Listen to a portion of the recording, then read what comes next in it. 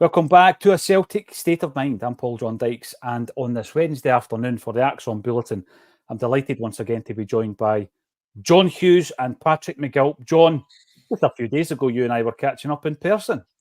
Yes, yeah, for a very rare catch-up. Our first one, actually.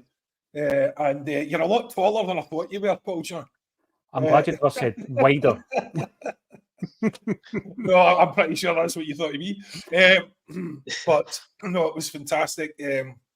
So we're up at Ardoyne, and the supporters there were amazing. Like real die-hard guys, typical of the Irish supporters that just their entire lives are Celtic. And the amount of travelling they do, the amount they invest in the club is just, I mean, it put you to shame. It really would put you to shame. And they were all tremendously kind to me. I had a lot of feedback, a lot of people being very nice, which, to be honest, is good because, you know, at the end of the day, we don't do the podcast for money.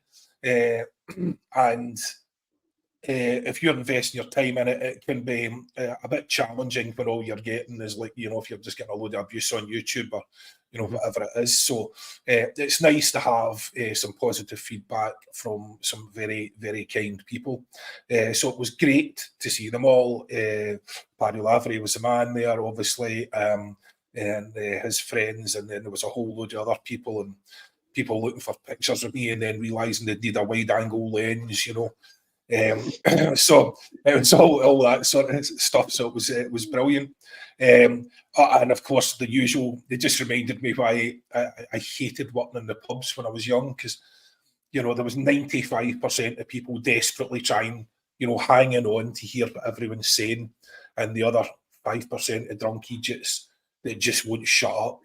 You know, no matter what happens, they just won't shut up. And it actually reminded me, I went to a Kevin Boyle gig in Belfast on a Saturday night and swore I would never go to another comedy gig or any sort of gig at the weekend because it was brutal, absolutely brutal. Like, you know, the vast majority of the crowd were legless by the time that they started. Someone rushed the stage and tried to assault them. Nobody would be quiet. John, did you not see the wee guy rushing the stage to try and get to me 3 times? Yes, I did. Yes, he did have a walking stick, right enough. But I would say rushing was a bit of an exaggeration. Shuffling, he shuffled the stage. He did, and I'll tell you what, he was relentless. He was like an older version of Dyson Maida. The guy just would not give up. We never stop, indeed.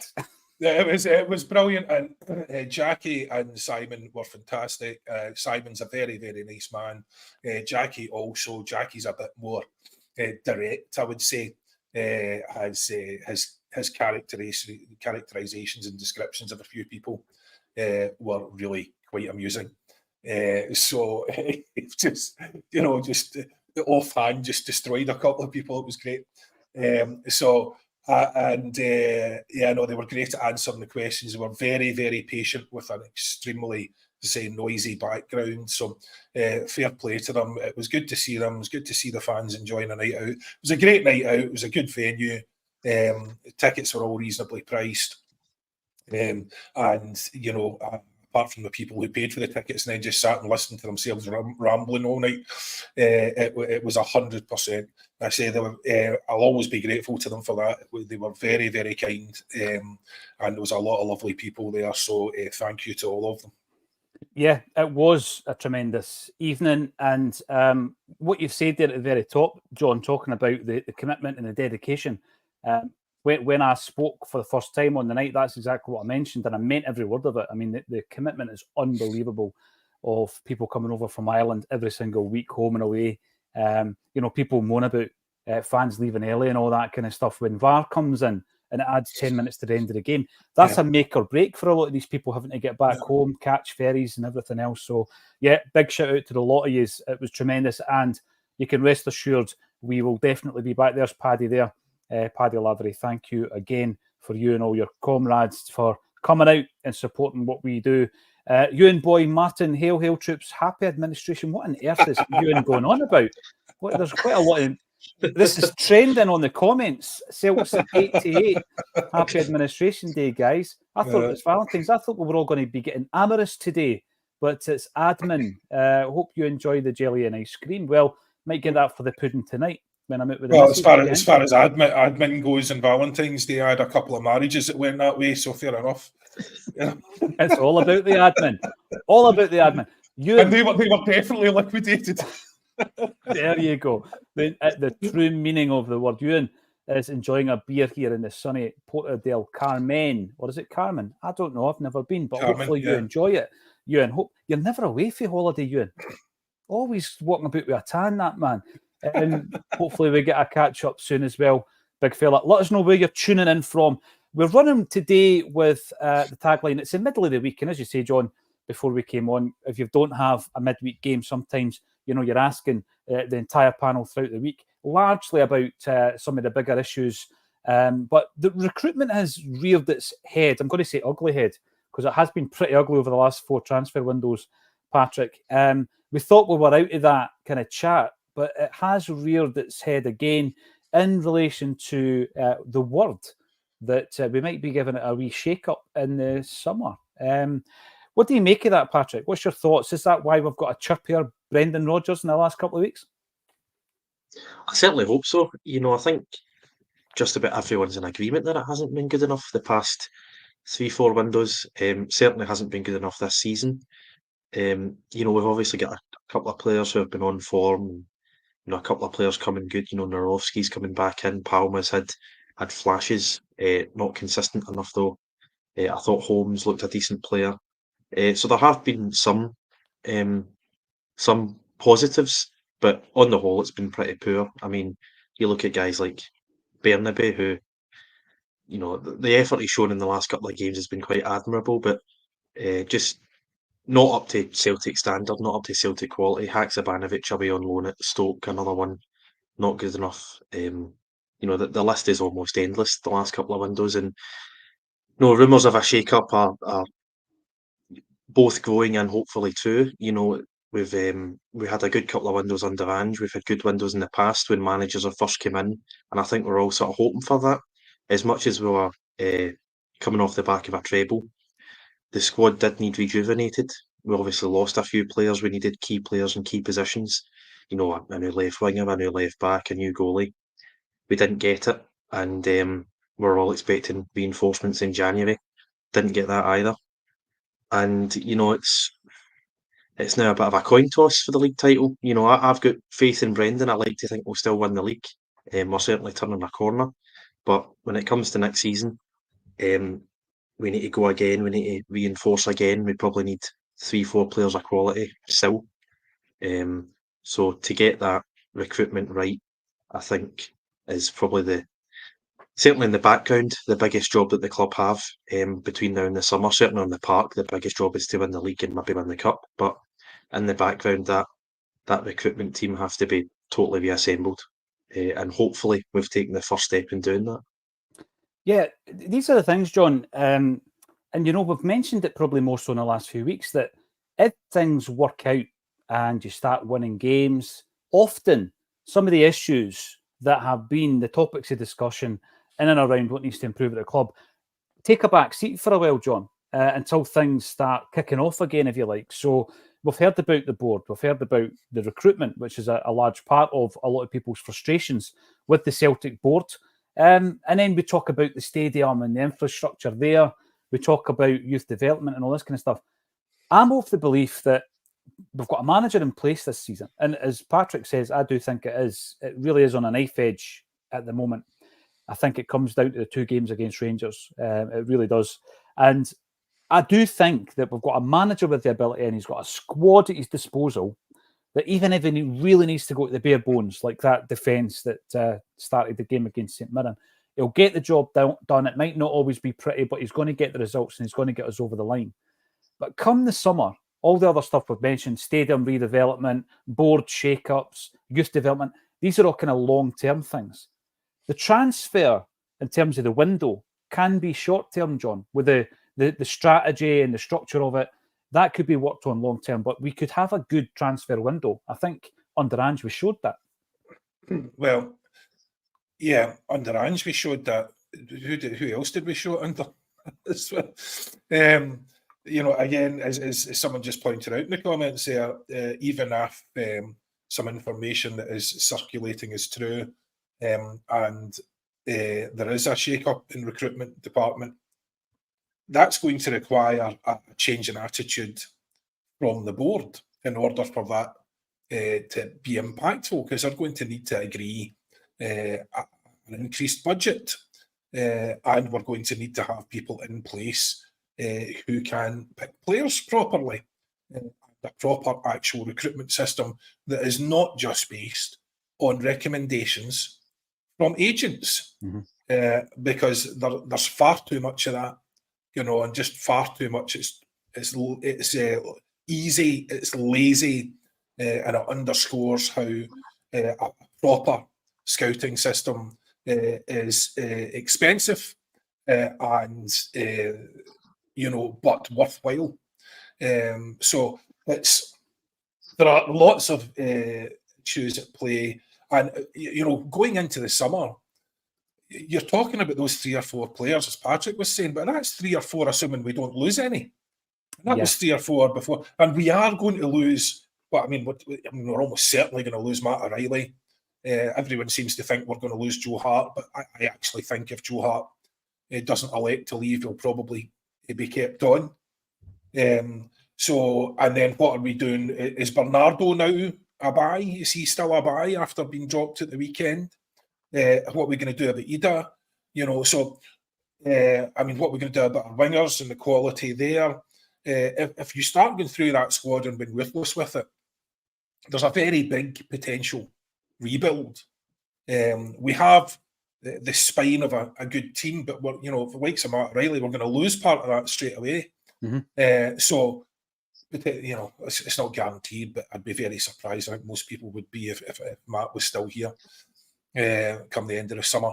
But look, there are positives and negatives. We have some decent players on the side, and in the right system, they'll do well. And I think regardless of what you thought of the changes at the weekend, I don't think all of them were great, but regardless of what you thought, even before the game started, I said, I'm just so glad, I think everyone was, to see a change, to see that the manager just wasn't doubling down and going with the same formation again.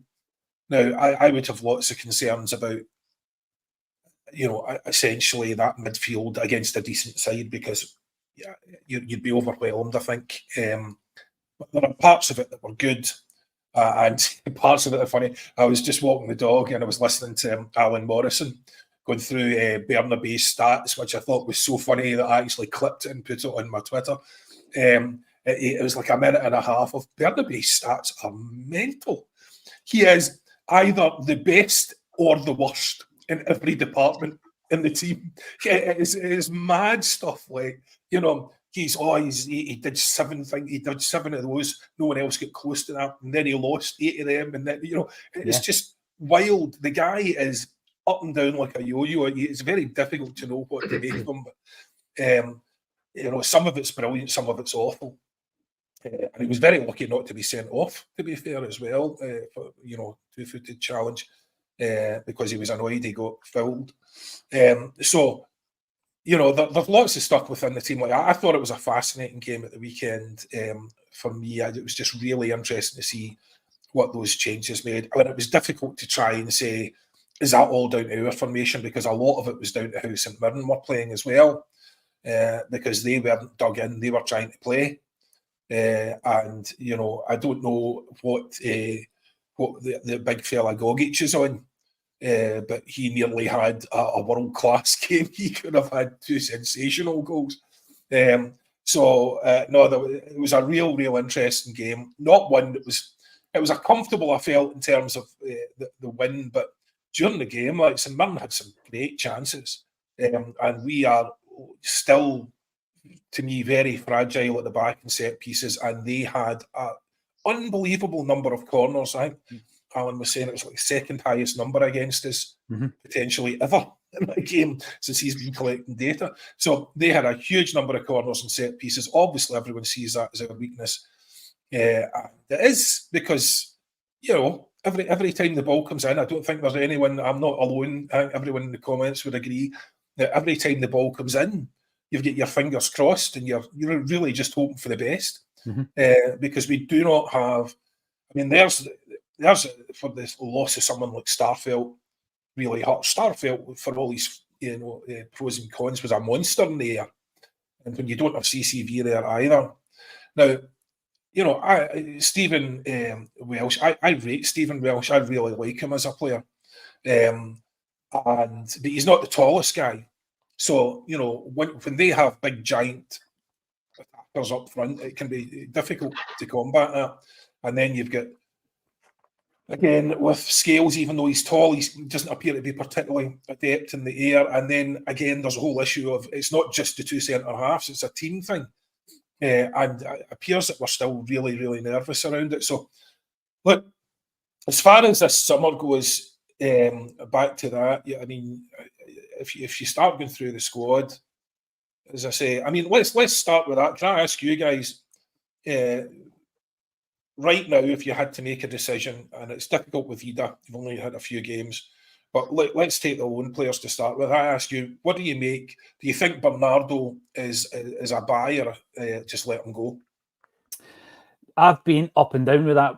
I think, like a lot of Celtic fans, John, and there was a wee spell there before the break where I'm looking at him thinking, I can see where the hype is. I can see why they're talking about him in the same vein in terms of the transfer fee. But I think it was yourself that mentioned last week, John, if you're going to shell out £6 million, we buy a Carter Vickers, we buy a Jota, you buy a player who becomes one of your go-to players, one of your most important players.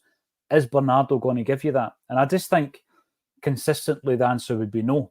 If he was £3 million, something like that, I could see the reasoning behind it, particularly if we're going to have a manager like Brendan Rodgers in place who can develop him or help him, refine his game a bit. He's shown flashes. I don't know if you agree with that, Patrick, but at £6 million, I would say that would be a bridge too far for me. Yeah, I think I don't know if it was after the Rangers game, the St Mirren game, whenever the Wednesday fell, but I said I think I need to see more of him, and he came back and he done well. The first couple of games, but probably since the draw at Aberdeen, it's only been 3 games, obviously, but he's not really hit the heights he did just before the winter break. Still a couple of games to go. Hopefully, 16 games to go. But I think he'll need to excel in those 16 games and be something close to what Matt O'Reilly was in the first half of the season, because it seems like the logical replacement in everyone's eyes that he's going to replace O'Reilly's place in the squad. That'll obviously be difficult, but if we're going to be spending €6 million on the guy, that's the sort of quality he has to reach. When it comes to Ida, I don't know how much game time he'll get in the next 14 to 16 games. If it's a low enough fee, I think I'd probably go for it, just for the sake of having 3 strikers and one of them being a penalty taker. He seems to link up well with Kyogo in the last 2 or 3 games. But if it's any sort of significant fee, I don't think I would bother with that either. I like to think we'll sort of conjure up a penalty taker by the beginning of next season. I'm not sure where from. I'd like to think McGregor or Palmer or Kyogo can all hit a penalty at some stage, but that remains to be seen. But no, I think Bernardo has to be a lot more consistent for me for the £6 million. Well, I'd just say, it's going to depend what happens here, isn't it? Because he's not, would we basically be buying him as Matt O'Reilly's replacement? Because if he's not a 10 and we're going to start playing with someone in that position, is he going to play? So it depends what formation that Brendan's going to use, doesn't it? Because if we're going to start playing with a 10, whether it's Kyogo or someone else, it's unlikely to be Bernardo. He's shown great feet and great skill, but does he have the imagination and the accuracy and the vision to be a 10? I'm not sure about that. Big Ida, for me, I would keep anyone who can get Kyogo into the game. If he's, because he's stretching the pitch, obviously he's making it, he's giving him more space and getting Kyogo into the game. He missed a hell of a chance there at the weekend. So that I don't think that was great, straight in front of goal. But anyone that creates space for Kyogo, I'll be happy with. But how often are we going to see that formation? Because if Kyogo is effectively playing that 10 role, we've got 2 in midfield. Are we seriously saying that we're going to go with 2 in midfield in games against top teams?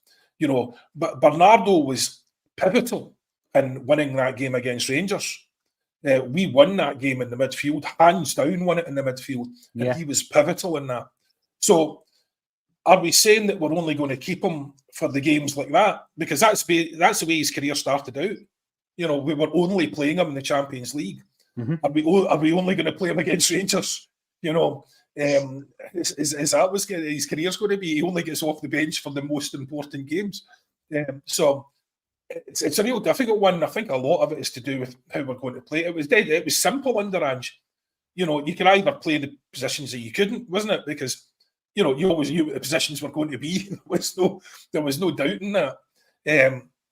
So it's an interesting one. But there's lots of calls like that have to be made, which is I think why we need a real clear vision of how we're going to play going forward, and have the players for that. I think by the summer we need to know, absolutely what players are required to play the system that Brendan has settled on. But I am just delighted that he made the change.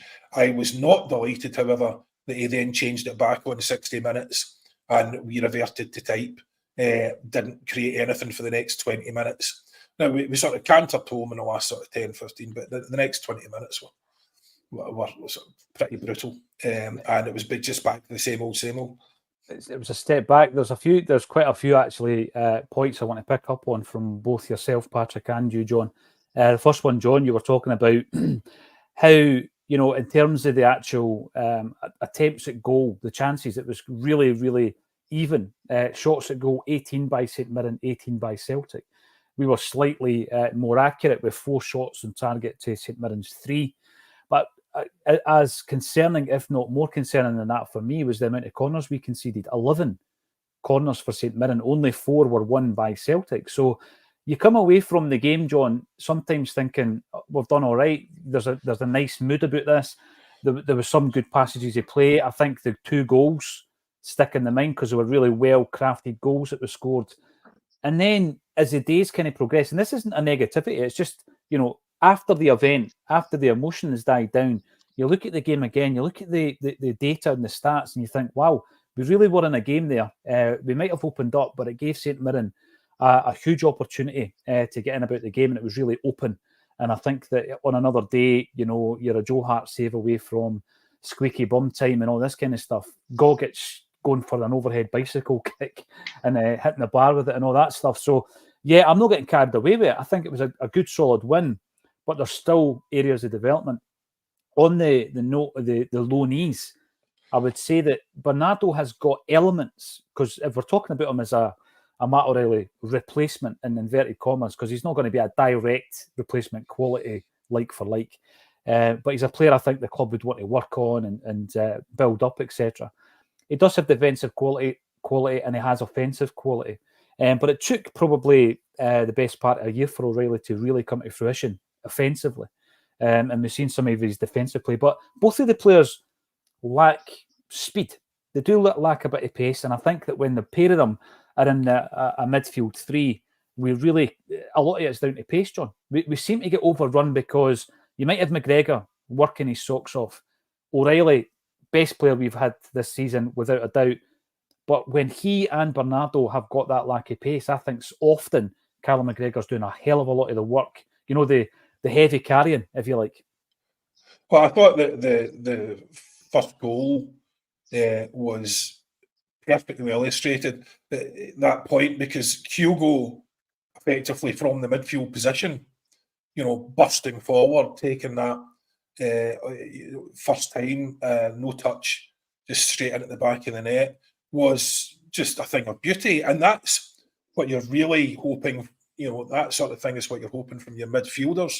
Mm-hmm. I was also delighted to see old peg leg Palmer, actually use his left foot. It was remarkable. So no, it's just kidding. But it was a great ball, beautiful pass, obviously from McGregor, which was the main thing. And I was very surprised at St Mirren actually, because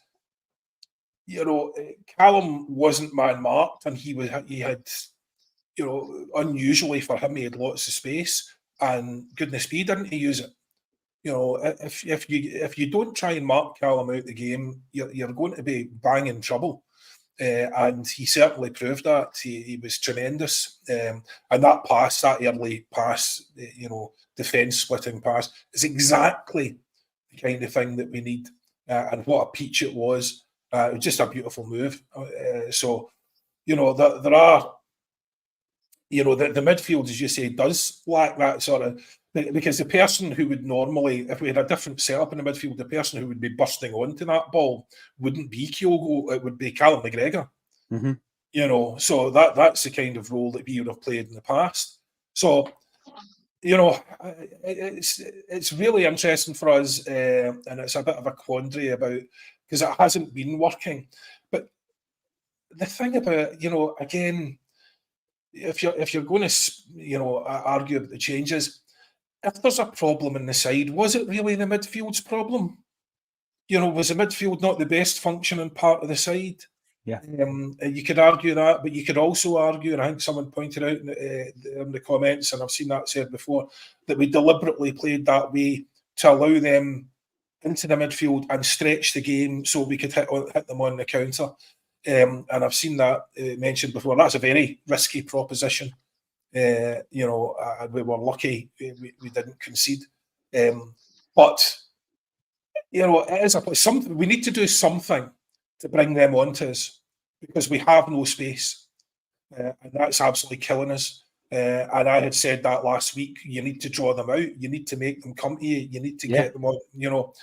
Because if it just ends up with Scales driving forward over the halfway line, compressing the space, and then you've got two whole teams within 20 metres, and it's never going to happen. So if that was the intention, if that was the way to draw them out, then pretty high risk, but good enough. But we did well defensively up front, because we have a good high press. All the players at the front. I don't know what Ida's stats are actually. I don't know what his pressing's like at all, but the rest of them are all very good at pressing. Palmer's excellent, Kyogo's excellent, Abada's excellent. A mate of mine texted me during the game and said, Maida should definitely be centre forward for Tyrone. He said he'd be worth about 6 points a game with the balls over the bar. So I know you love him, Paul John, so I'll just say it wasn't me. No, I do, but I'll tell you something. If you added that element to his game, John, it would take him up levels, We spoke about Miovski, the goal that he scored against us for Aberdeen, whereby they just drew us in, and then hit us. They hit us so that we were on the back foot, and I think that we don't do that enough to teams. And perhaps it's because we've got a defence there. You just have to look at it at the weekend, cobbled together. It's like a patchwork defence, and we've had that for most of the season. It's not as if it's been the same defence week after week, as we probably enjoyed and got used to under Ange Postecoglou. Once that settled defence were in place, it was the same defence every single week for a spell, with Johnson at right back, Taylor at left back, Carter Vickers and Starfelt in the middle. We've not really had that, and I think that it shows. So that break, I think you're spot on what you say, right? So Callum McGregor gets that ball. If we are as busy in the midfield as we have been this season, Patrick, he's probably passing that to Matt O'Reilly or Paolo Bernardo. But we're not, and the bodies aren't there, and he gets the defence splitting pass directly to the wing. So he's missing out that ball, that exchange in the middle of the park that we have been doing. You know what I mean? And it's passing it back. The defence are doing it as well. He misses all that out, goes straight to Palmer. And that's the killer. That's the killer blow. And as John says, Kyogo, if we had a midfielder with that dynamism, that's your number 10. That's the midfielder that you play at number 10.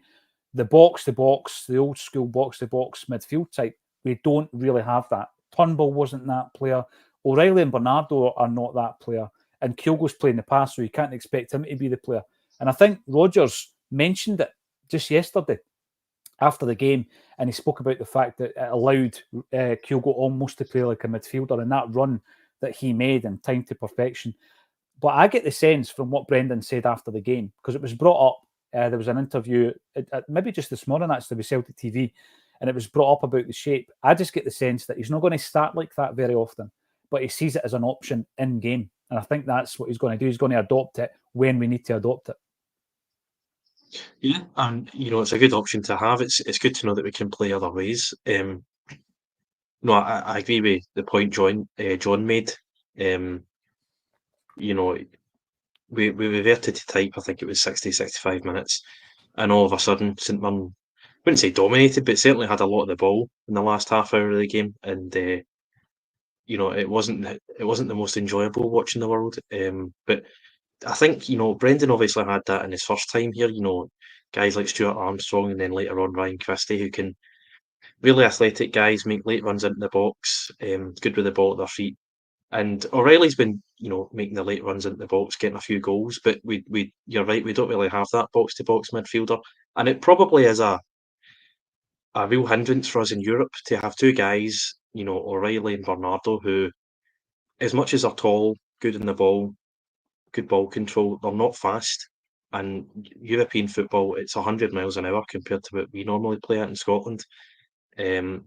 So, obviously, O'Reilly, player of the season, a big miss when he eventually goes in the summer, because he almost certainly will.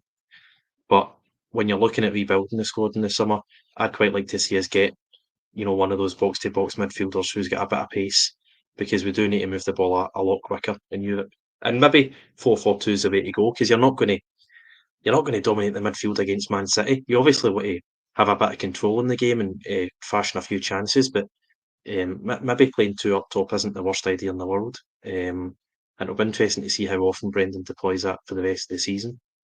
Yeah, I think he's going to be probably introducing it match by match for periods of the game, rather than, and I was like John, someone pointed out to me that we closed the game down the last half hour. I'm not sure that's 100% accurate, because we were giving away chances, and St Mirren, if they were a wee bit more ruthless or clinical, they could definitely got on the score sheet. Stephen Don, let's get some of your thoughts in on the comments. Stephen, Bernardo, I would say no. We really need a midfielder who is more dynamic. That's what we're talking about, isn't it, Patrick? Yeah. More dynamic at 6 million, who could make that run that Kyogo made.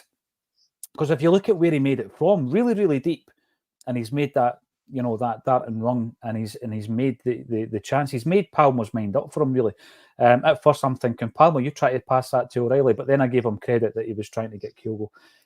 Because, to be fair, I've given Palmer a wee bit of stick, John, but, I maybe sometimes forget that he is still at that stage of his career where he can get better.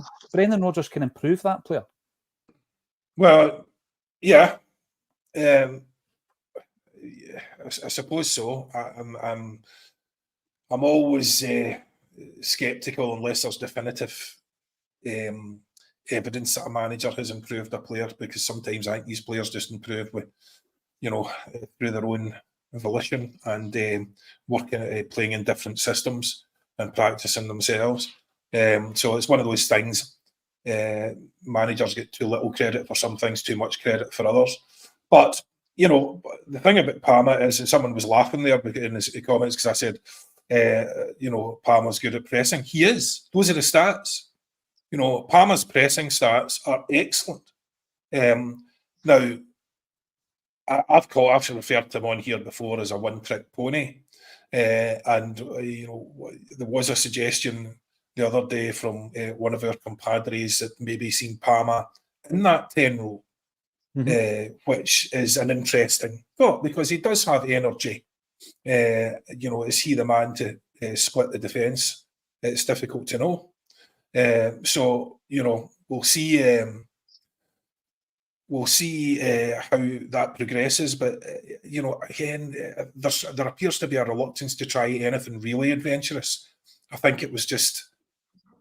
It was a minor change in formation. So I think we were 4-2-3-1 attacking, 4-4-2 defending. So it wasn't a massive change, but I think it was important. I think again, it just gave us a wee bit of space, and I think a wee bit of space is all we need. for the most part. And I think, as you say, once we have the best part of our defence back again, we'll be less prone to giving things up on the counter. So, there's lots to consider formation-wise. What concerns me is just that Brendan now, as he did for the last part of that game, just goes straight back to 4-3-3. And then we're sitting here having a conversation about Palmer and Yang next week, which is, Yang looked good last week, but now he was terrible this week, which has pretty much been the conversation that, every couple of games this year. And the same for Palmer. Palmer, he provided this goal, provided that assist, and this week he was completely anonymous. So, I don't think we should be relying on those guys. I think we need to find a system which, the players we have can really benefit from. I'm not sure, even if you agree that was the system at the weekend, I'm not sure that was the personnel for it. For me, I really enjoyed Kyogo getting on the ball. I really enjoyed Kyogo getting more. Because apart from Kyogo being a good striker, he's a hell of a player. Yeah. And he brings dynamism and energy and pace to everything that he does. And I am happy for him to be in that role. Not so happy about what it says about the rest of the midfield, and whether it's going to expose us. But, if that's the price for getting the best striker in the country on the ball, then I think we have to pay that price. I would agree with that, because Kyogo is, for me, top 3 players in our squad, John, if not, at the very top when he's at the top of his game. Him, Callum McGregor, Matt O'Reilly, they're the 3 players for me that if they play, and Carter Vickers when he's fit, that is your spine, that is your backbone of your team. Joe Hart at the back as well, give him some credit. We'll come back to Joe. Celt88, you're back and get yourself a wee champagne later to celebrate. I don't know what this is all about, gentlemen, at this time of the day, having jelly, ice cream and champagne. David Boyle, big shout out to you. You are a regular in the chat. I doubt Celtic are looking to shake recruitment up. However, they better be. We are a shambles, and Europe is how I rate us, not Scotland, given our advantage. And that, I think, is fair enough. But I'm bringing you up because you are heading to the Labour ward any day now. I am hoping it will be less of a roller coaster than watching Celtic this season. All the very best when that comes. Hopefully everything goes well. But you brought us on to the discussion topic of recruitment. And obviously we've got the tagline. Danielle comes in, anyone else. We don't normally deal with rumours, right? But there's certain members of the Acsom team who have heard from various sources, that something is afoot behind the scenes. So what we're saying here is we can't confirm either way, Danielle, but we have heard these rumours in relation to Mark Lowell. Now, we've made our feelings pretty clear over the longer than the last few months, to be honest with you, Patrick. But we're talking about, the attempt to replace the goalkeeper, left back and centre half with Siegrist, Bernabe and Kobayashi. That was a while back and it didn't work. And I think we spoke about it, a few months after that. It's not as though we're now talking about it all this time later. Recruitment is not good at the moment. And we've gone on and on about it. John, I remember, went through a whole, dozens and dozens of players who had come to Celtic and it hadn't worked out. I then had a look at, in the last 13, 14 years, how much money we had spent on players who had never played 50 games for Celtic. And it's not because they were signed up after 10 because they were so good. They just never played. And it was 56 million quid worth of talent that we had brought to the club. There's a lot of things to be said here. And I think the first one would be, where did it all go wrong, Patrick? Because we weren't having these conversations in Angie's first season, weren't we? We simply weren't having these conversations. I think that's where it did go wrong. I'm pretty certain in saying that that's when Mark Lowell started working in the recruitment department in the summer of 2022. And as I say, the last 4 windows, I think we're all in agreement, have been pretty poor. You look at, the second summer under Ange. Yes, you get Moy in on a free, but you're looking at guys like Abelgard, if you can remember him, Haksabanovic, Bernabe. Kobayashi came in the second window, I'm pretty sure. Siegrist, again, has only played 2 games for Celtic. And then, this window as well, we signed 9 players. maybe 3 of them have got pass marks, maybe 4. Celtic's recruitment wasn't absolutely flawless and stunningly spectacular in the 10 years leading up to Mark Lawwell's appointment, as your list last week showed. But certainly the 2 windows before he was appointed, we made some really, really good signings. I mean, apart from Greg Taylor and the 3 in the midfield of Turnbull, Roderick and McGregor, we built an entirely new team for Ange. There was only those 4 players there, and everyone else was a totally new sign. He then strengthened that with the 3 guys in the summer, the January, Hatate, Maeda and O'Reilly. And all of a sudden you've got a really good team. And I think Ange probably peaked at the beginning of his second season. We beat Dundee United 9-0, beat Rangers 4-0. Brilliant first half against Real Madrid. And then, I compare it to Rodgers' first spell, actually. We had a really good squad and we made a couple of decent signings in the summer of 2016. And over the course of about 5 years, we slowly sort of downgraded our own squad to the point in 2021, we lose 10 in a row, we've got barely any assets left, and we need a total rebuild. And I was quite concerned that we were going the same way. If this rumour is true, hopefully we're stopping that in its tracks. But we can't cheap out. We can't do the scattergun approach of 9 players for 2 million. We need to go out and sign guys like Jota and Carter Vickers and obviously you make the mistake of barcasting a Yeti, so spending money isn't a guarantee of success either. But you need to, do your research, not rely on familial connections like the Strackens or the Lawwells. You need to sign quality players, and if we manage to win the league this season, and if we get that Champions League money, we need to invest it in the 2 or 3 positions we need right now, along with the 2 or 3 positions that we'll probably need if players are to move on. Guys like Matt O'Reilly, guys like probably Leah Labada as well. You're looking at half of the first 11 you're needing to purchase. And, if it is true, just about every Celtic supporter's been calling for it. It's obviously not a pleasant experience for the man personally. I don't wish him any ill will at all. I just think he did quite a bad job and needed to leave. Hopefully that's the case now. Good luck to him in the future. But, our work starts on rebuilding the recruitment department and signing new players for next season. Yeah, and by the way, we've gone on and on and on about how unhappy we are with the fact that the recruitment has fallen off the edge of a cliff, John. But there are signs. I mean, you try and figure it out yourself. You can say, it's because Mark Lawwell's been head of recruitment, but what's being done differently? That's what I keep asking myself. What's being done differently? Because the scouting team's still there. The other recruitment personnel are still there, and you've changed the head of recruitment. And I think that what happened under Ange, and apologies to anybody who don't want to hear about Ange Postecoglou, but for me, it's a period of time where we were getting it right, like Patrick said, for 2 windows when we had to get it right. And I think what happened there was he was given a lot of control. And the control that he had, he wasn't identifying every single player. Of course, he identified those players that he knew of in the J-League. He identified Aaron Moy. There may have been other ones, but I'm going to put my money on the fact that the guy he was working very, very closely with, and he's been mentioned on here time and time again, and I remember young Declan mentioned it and brought this up, and it's Frank Trimboli. Now, correct me if I'm wrong, but he was or is Ange Postecoglou's agent. He certainly works for the agency that Ange is represented by.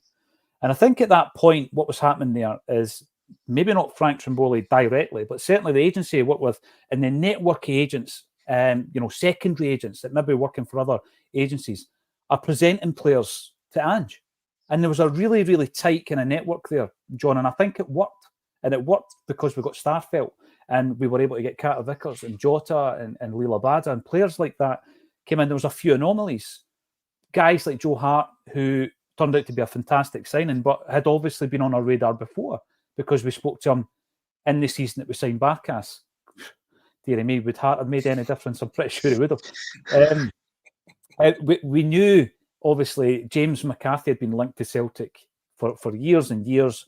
We knew that wasn't an Ange Postecoglou signing. Very unusual if it was a CAA base, which is the agency signing.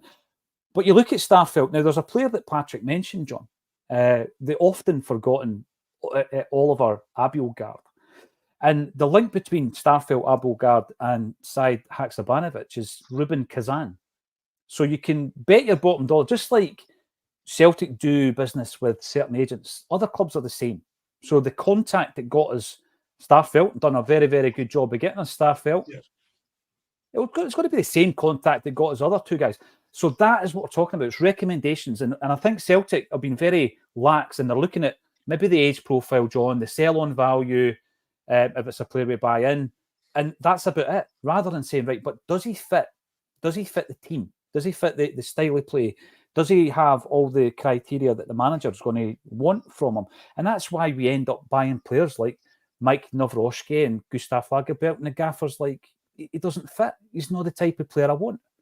Well, first of all, I would be, I think as Patrick said, if Mark Lowell is out the building, then I would be checking to see how many kids are still left unemployed by Celtic, from the Strackens, the Lowells and the Desmonds. I'm sure we could fit another one in there somewhere. Otherwise, there's a very decent chance Mark Lowell will be back with a dress and a wig on, calling himself Maria. You're trusting people to make the right decisions in these appointments who have shown they're not going to do that. However, I think the big thing really early in the Ange era was Ange shot his best shot, and he shot it early on, and he got a load of guys in for peanuts that no one had ever done in the past, no one is likely to ever do again. You get a load of real quality stars in for, virtually no money. So that, as I said before, that meant the board had trust in him. He also had your man Tromboli and a team of guys who he trusted to recommend decent players. And for the most part did that. I don't know, who reckoned where Matt O'Reilly came from, for instance, but that was a hell of a call. So the thing about it is, it's become apparent to me, and the issue with Lagerbielke, I've spoken about this about 4 or 5 times on here, really highlights this issue. As you say, first of all, our scouting department is only responsible, I think, for a very small percentage of the recommendations coming into the club. I think a huge number of it is coming from agents.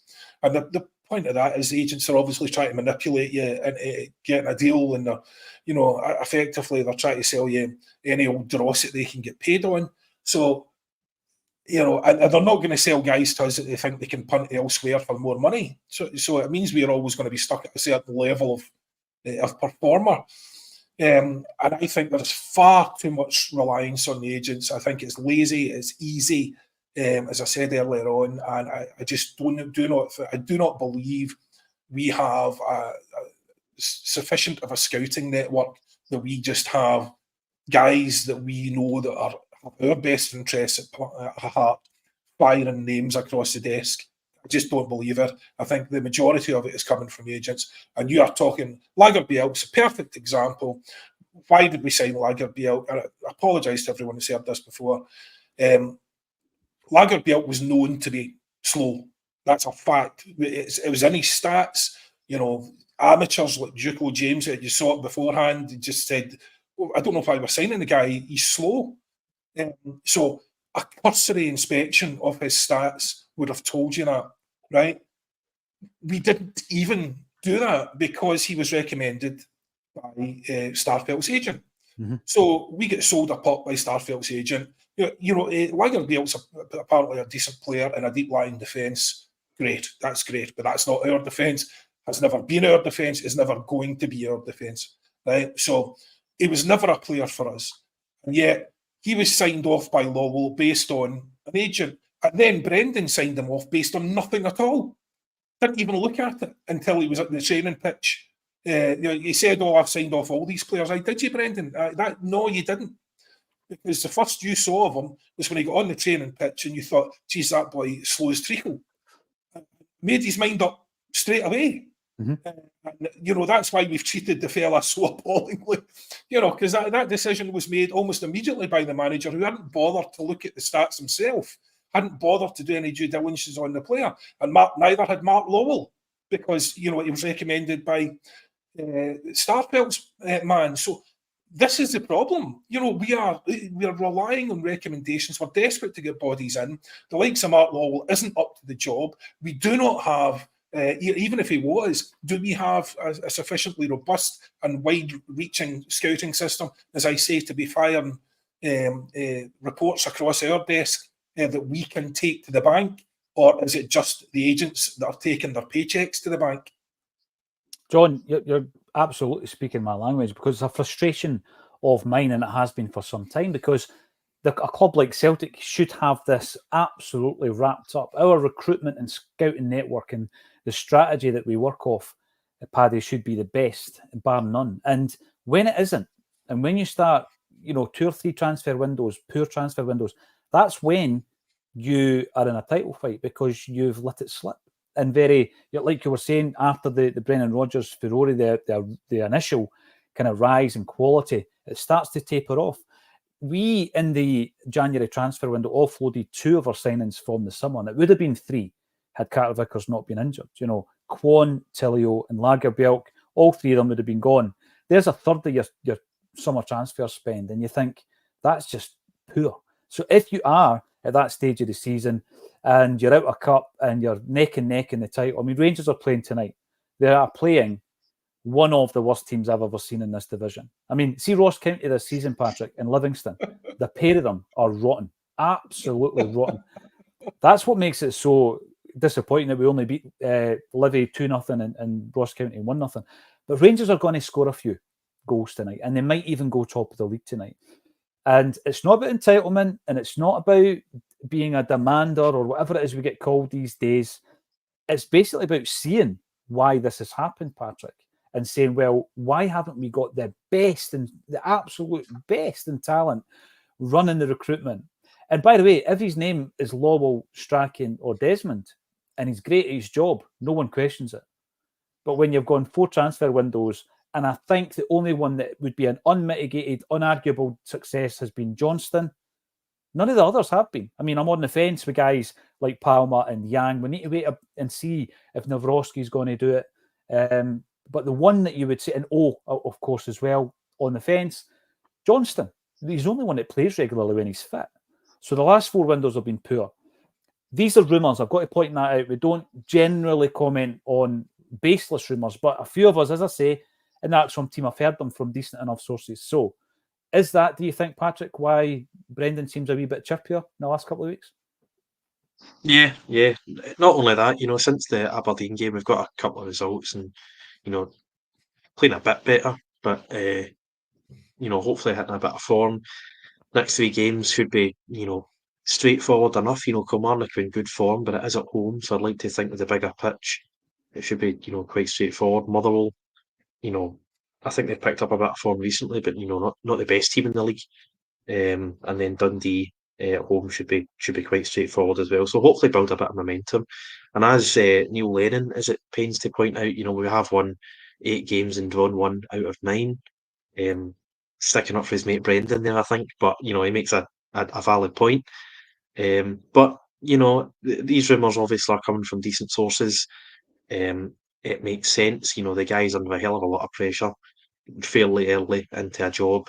He's not done a good job, and despite his dad being the chairman, it's there has to be some sort of accountability there. And when you get chance to sack the board almost every game, that board are going to be looking at him and going, right, we can cut one guy loose and maybe save ourselves here. So hopefully it is true. Hopefully our recruitment does get a bit better, and we might find ourselves second in the league come 10 o'clock tonight. We might not, but it's what we do over the next 13 games that will decide where the title goes. And I've got faith, because good players don't become bad players overnight, and good managers do not become bad managers.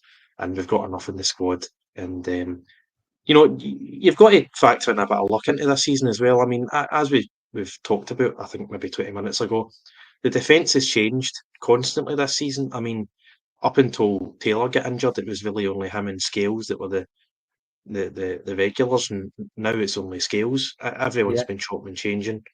Nawrocki obviously injured first half of the season. Carter Vickers in and out all the time. Welsh has played a few parts. Johnston's now out, probably long term. So, hopefully we can get a bit of stability. I would personally like to see Carter Vickers and Narowski in that centre half pairing. That would be my personal preference. But to get a settled 11, I think is probably half the battle. You've seen that under Ange, maybe one or two players changing every so often, but to get a settled 11 and then get quality in the summer, and I think we'll hopefully be back on track as opposed to the slow degrading of the squad over 5 years that we've seen up until 2021.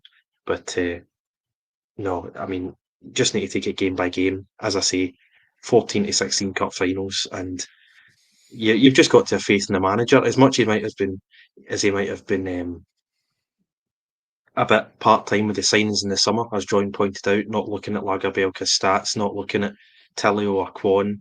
He seems to have perked up a bit, realised he's under pressure. I mean, we all seen the emotion and the passion in him at full time at Hibs. So I think he is right up for a fight.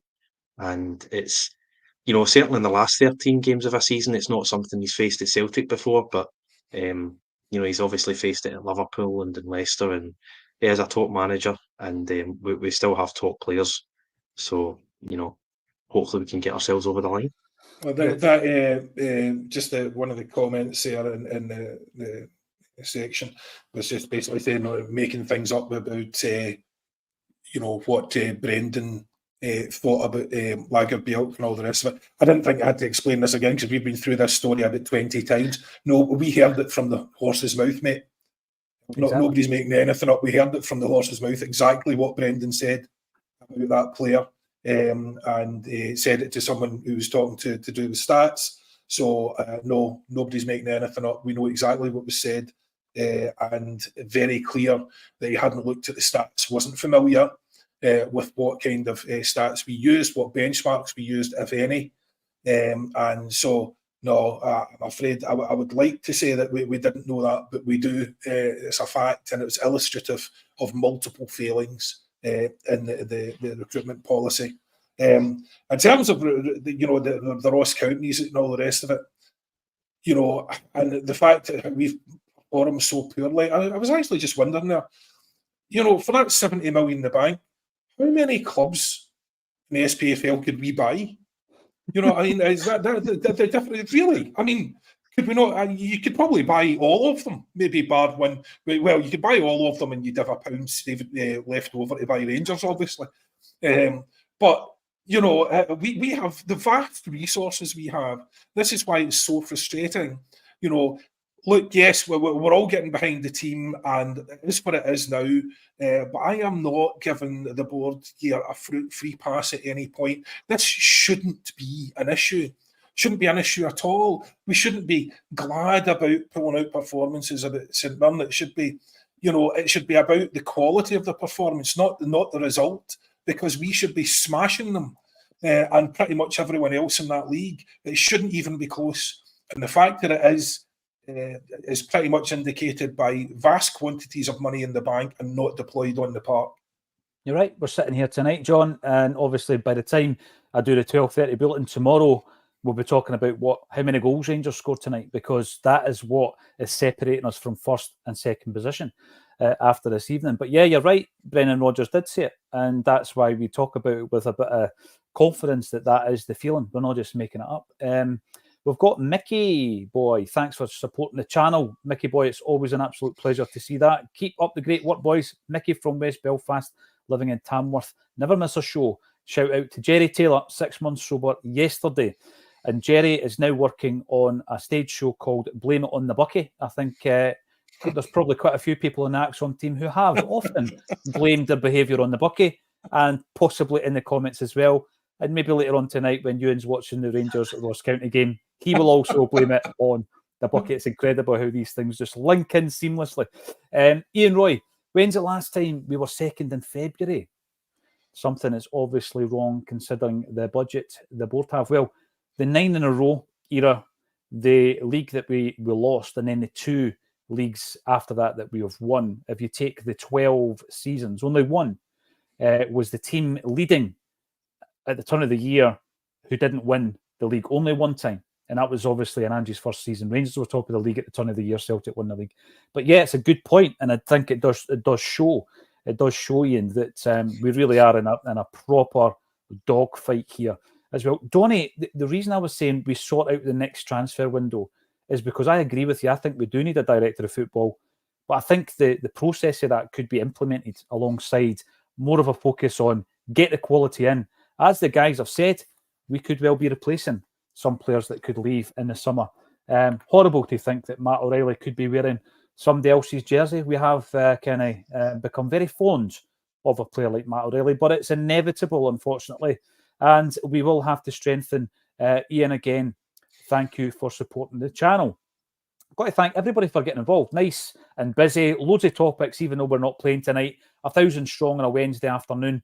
As I announced yesterday, Acsom is on the road, and we are going to be joined by Paddy McCourt in Glasgow at Gracie's and in Grangemouth at Caesar's Paradise, and also by the one and only Martin O'Neill at Barra's Art and Design in Glasgow. All 3 gigs are in April. All 3 links are underneath this video. Come along and see us doing it live as well. We get involved with live music, big screen, video footage, all that kind of stuff. It's a great night, and you get to meet like-minded Celtic supporters. Thanks, everybody, for getting involved.